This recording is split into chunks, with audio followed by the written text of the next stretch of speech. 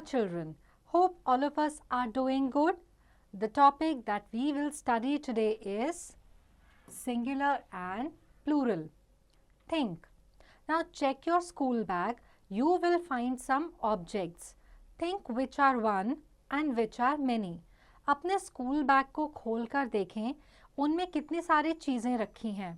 अब इनमें से कौन सी चीज़ें ऐसी हैं जो सिर्फ एक हैं और कौन सी ऐसी हैं जो एक से ज़्यादा हैं. Now at home, check your room and group items that are singular and plural in number. अपने रूम में, घर पर आप देखें कि कौन सी चीज़ें सिंगुलर हैं यानी कि एक हैं और कौन सी चीज़ें ऐसी हैं जो प्लूरल है यानी कि एक से ज़्यादा हैं. Read. We can count countable nouns as one or more than one. Singular noun refers to one person, animal, place or thing. Examples: boy, table, bed, etc. तो जितने भी nouns को हम काउंट कर सकते हैं, कैसे काउंट करते हैं? या तो वन यानी कि एक, जिसको कि हम सिंगुलर भी कहते हैं, यानी कि कोई भी एक इंसान, एक जानवर, एक जगह या एक चीज़, ये सब क्या हैं? सिंगुलर नाउन्स हैं. या फिर अगर हम काउंटेबल नाउन्स को देखें तो वो एक से ज़्यादा भी हो सकती हैं. इनको हम कहते हैं plural nouns.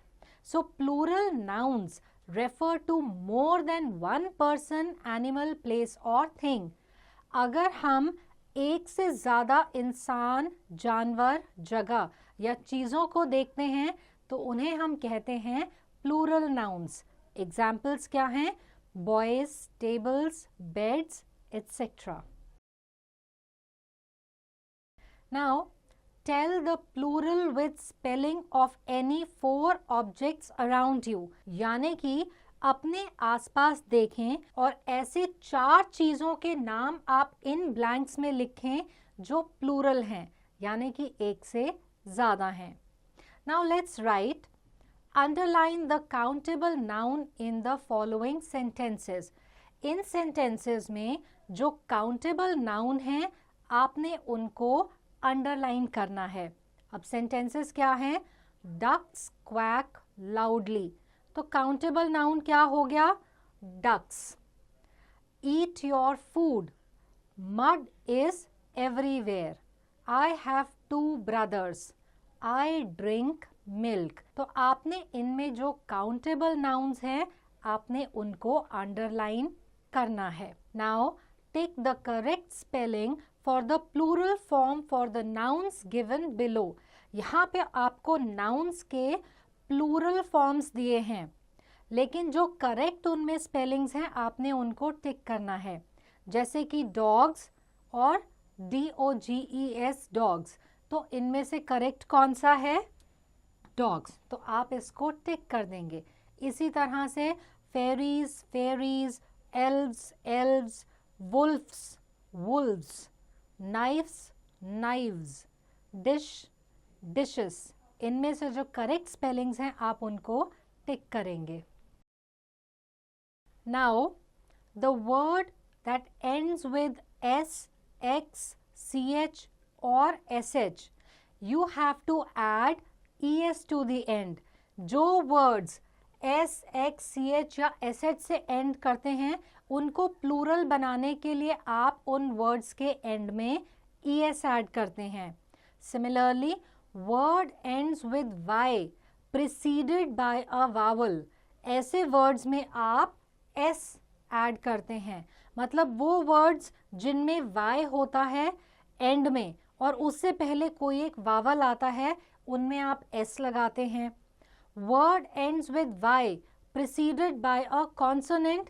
Change the final Y to IES. जो words के end में Y आता है लेकिन Y से पहले कोई एक consonant आता है तो वहाँ पे आप जो फाइनल होता है वो आप Y हटा कर के उधर IES लगा देते हैं. इसी तरह से word ends with F or FE. Change the F or FE to VES। जिन वर्ड्स के एंड में F या FE आता है वहाँ पे F और FE को हटा करके आप VES लगा देते हैं प्लूरल बनाने के लिए। इसी तरह से word ends with O, you add ES। जिन वर्ड्स के एंड में O आता है उनको प्लूरल बनाने के लिए आप ES ऐड कर देते हैं। Now write the plural of these words. जैसे कि पहला वर्ड क्या है, हाफ, HALF। तो हमने यहाँ पढ़ा था ना कि जहाँ पे वर्ड F से एंड होता है वहाँ पे F हटा करके आप VES लगा देंगे। तो हाफ का प्लूरल बनाने के लिए आप क्या करेंगे, HALVES लिखेंगे। इसी तरह से जो बाकी वर्ड्स दिए गए हैं जैसे कि knife, leaf, vegetable, lily, party, atlas, bench, church, calf, ferry, dress, loaf, lady, canvas, scarf, soldier, bunch, gas, butterfly, shelf, class, dish, fox, wolf, match.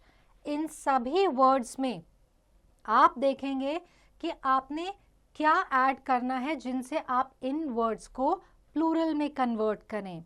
ऐसे और भी वर्ड्स हैं जैसे कि boy, city, baby, berry, trophy, box. Now let us enjoy. Use any words given in the last exercise to make a drawing. तो आपको जो exercise मिली थी ना जहाँ पे आपने सिंगुलर को प्लूरल में कन्वर्ट करना था, उनमें से आप कोई भी वर्ड को चूज करें और उससे रिलेटेड यहाँ पे ड्राइंग बनाएं। So I hope that singular and plural is clear to all of you, and answering questions based on this concept will now be easy.